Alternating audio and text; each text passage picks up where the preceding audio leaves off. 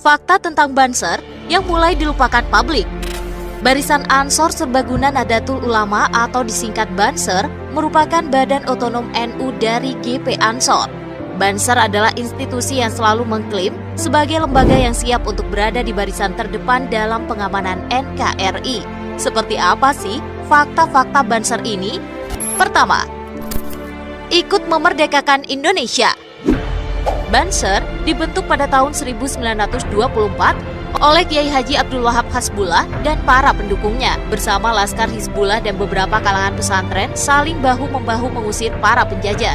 Dalam sejarah penjajahan di Indonesia tercatat hanya lembaga pendidikan Islam klasik ini yang mampu melakukan perlawanan baik secara lahir maupun batin, fisik maupun non-fisik, sebab mereka tidak bisa diintervensi oleh taktik licik adu domba oleh penjajah Belanda. Kedua, pernah menumpas PKI. Pada tahun 1964 sampai 1965 terjadi ketegangan antara NU dan PKI.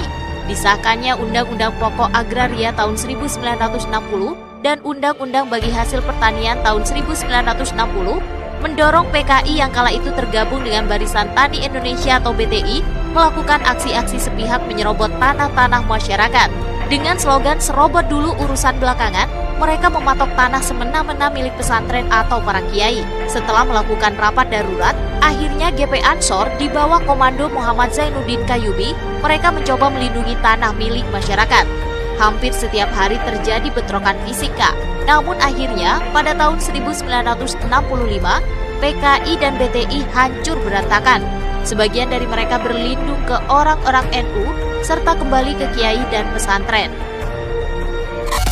Ketiga, punya kisah heroik.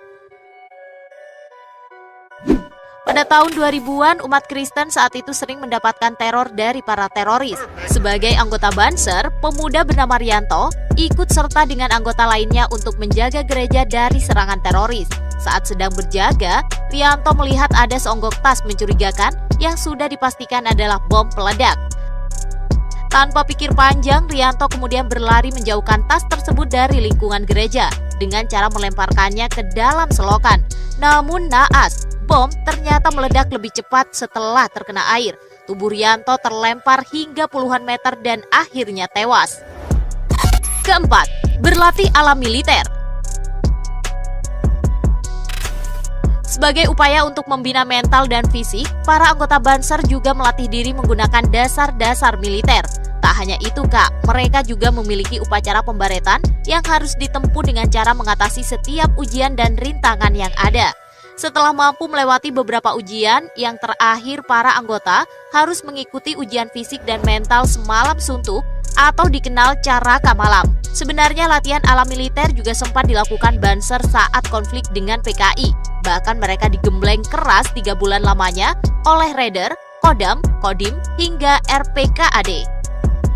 Kelima, menjadi organisasi yang bersifat keagamaan. Dalam prakteknya, Banser telah menjelma menjadi organisasi massa dengan basis yang kuat. Kelompok ini berfokus pada aspek kebangsaan dan bela tanah air, di mana mereka menjunjung nilai-nilai ideologi Pancasila yang menjadi dasar Indonesia.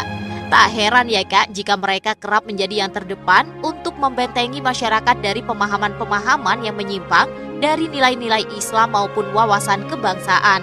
Banser tersebut juga kerap digunakan membantu para anggota Polri dan TNI untuk menjaga keamanan saat menjelang perayaan Hari Besar Agama Islam dan kepercayaan lainnya. Walau sempat ada kritikan tajam hingga petisi pembubaran, namun nyatanya Banser tetap berdiri hingga saat ini. Pengalaman dalam menjaga keutuhan NKRI sebelum Indonesia merdeka telah menjadikan Banser sebagai organisasi luar biasa. Di bawah naungan NU, Banser siap selama 24 jam, siap merapatkan barisan untuk melawan pengganggu ketentraman bermasyarakat, beragama, dan berbangsa.